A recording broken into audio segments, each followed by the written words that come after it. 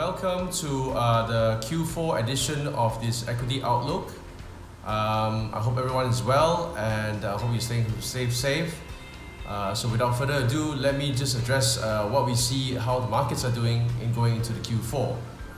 Obviously, the third quarter has been a very strong quarter for us, whereby we've seen equity markets rallying across the board on the back of a more subdued outlook towards COVID, as well as a more optimistic outlook towards the vaccine story that we're starting to develop across most markets. But generally speaking, I do think that as we are videoing this now, we are starting to see, for example, a resurgence in terms of COVID, and also running up to the US presidential elections, uncertainty continues. So where do we go from here?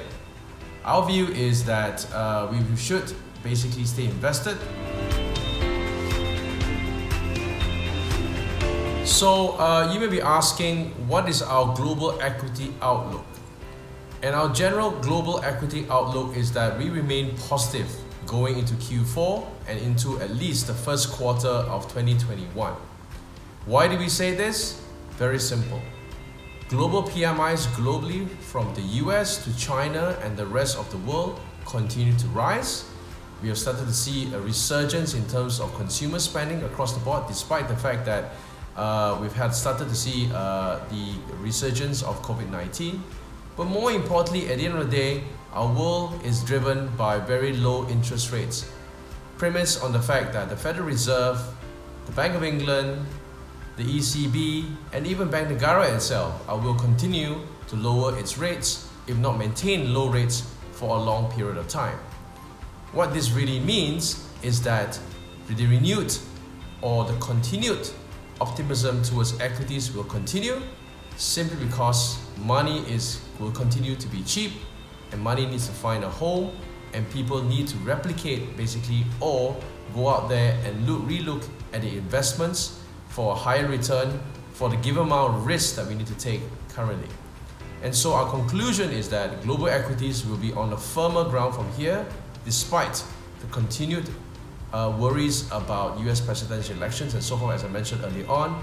But more importantly, I do think that people will start looking at the momentum post all of this kind of noise, as I call it, will continue. And that is something that we need to watch out for in FY21. So what is then our outlook for the Asia Pacific area, which we are very, very dominant, as you probably know. We have been very positive on the Asian Pacific equities, particularly in North Asia for quite some time, in China, in Korea, in Taiwan, where we see a lot of pockets of opportunities, and we continue to see pockets of opportunities. You probably heard, for example, the consumer spending in China continues to rise post pre-COVID levels now in certain areas like the internet and related sectors.